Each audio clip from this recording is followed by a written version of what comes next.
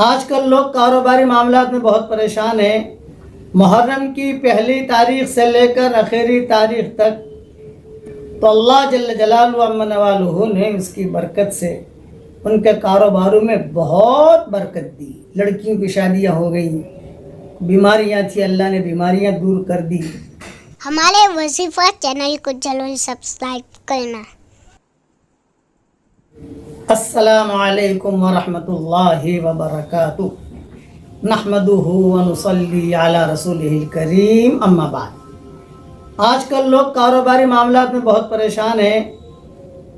دو ہدیے لے کر حاضر ہوا ہوں۔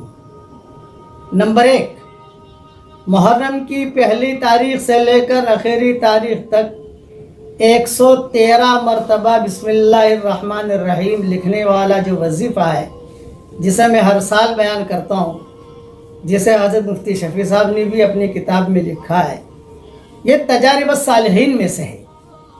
اور کئی لوگوں کو میں نے دیکھا، جب سے میں نے بیان کرنا شروع کیا، انہوں نے لکھ کر اپنے پاس رکھنا شروع کیا، تو اللہ جل جلالہ عم نوالہ نے اس کی برکت سے ان کے کاروباروں میں بہت برکت دی۔ لڑکیوں کی شادیاں ہو گئیں، بیماریاں تھیں، اللہ نے بیماریاں دور کر دی۔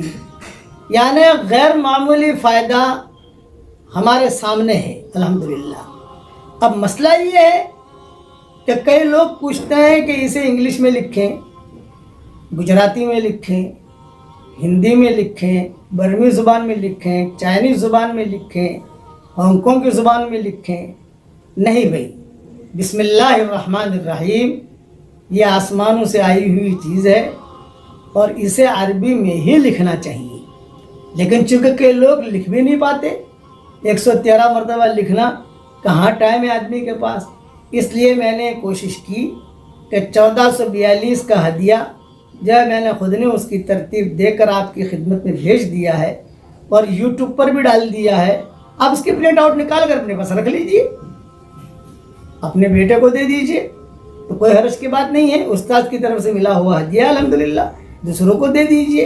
اور یہ کوئی ضروری نہیں ہے کہ محرم کے مہینے میں ہی رکھو آپ، بھئی محرم کا تو پورا مہینہ باقی ہے الحمدللہ۔ اگر محرم کے مہینے میں آپ کو فرصت نہیں ملی پرنٹ آؤٹ نکالنے کی، سفر میں نکال لیجیے۔ لکھا ہوا محرم کے مہینے میں ہونا چاہیے، تو محرم کے مہینے میں الحمدللہ ہم نے لکھ دیا۔ لیکن یہ کوئی حدیث میں یا صحیح روایتوں میں یہ بات نہیں ہے۔ تجارب الصالحین ہمیشہ یاد رکھنا، تجارب الصالحین کا معاملہ قیامت تک اس کے دروازے کھلے ہوئے ہیں۔ کئی قصے حدیثوں میں آتے ہیں، کئی قصے ایسے آتے ہیں کہ حضور صلی اللہ علیہ وسلم بتاتے نہیں تھے کہ تم یہ پڑھو۔ حضور صلی اللہ علیہ وسلم نے عبداللہ بن مسعود سے اتنا کہہ دیا، جاؤ بھائی لڑکی پریشان ہے، کچھ دم کر دو، تو عبداللہ بن مسعود نے جا کر دم کر دیا، لڑکی ٹھیک ہو گئی۔ حضور صلی اللہ علیہ وسلم کے پاس آئے تو آپ نے فرمایا کیا ہوا؟ کہا تھا لڑکی ٹھیک ہو گئی۔ آپ نے فرمایا کیا پڑھا تم نے؟ تو انہوں نے کہا میں نے یہ آیتیں پڑھی، افحسبتم انما خلقناکم عبثا وانکم الینا لا ترجعون فتعالی اللہ الملک الحق لا الہ الا هو رب العرش الکریم ومن يدع مع اللہ الہا آخر لا برہان له به فانما حسابه عند ربه انه لا يفلح الكافرون وقل رب اغفر وارحم وانت خیر الراحمین۔ یہ آیتیں پڑھی عبداللہ بن مسعود نے۔ حضور صلی اللہ علیہ وسلم نے نہیں کہا تھا یہ پڑھنا، یہ نہیں کہا تھا حضور نے، ان کا تجربہ تھا، ان کو معلوم تھا کہ اس کا یہ فائدہ ہے۔ اب حضور صلی اللہ علیہ وسلم فرما رہے ہیں عبداللہ بن مسعود سے، کہہ رہے یہ آیتیں تو ایسی ہیں کہ اگر پہاڑ پر بھی پڑھی جائے تو پہاڑ بھی ہٹ جائے۔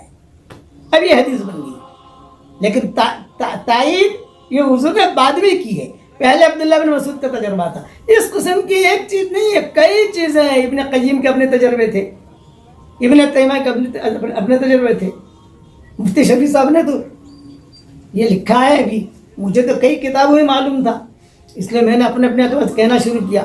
اس لیے لکھنے میں کوئی حرج نہیں ہے، اپنے پاس رکھیے۔ ہمارے وظیفہ چینل کو ضرور سبسکرائب کرنا۔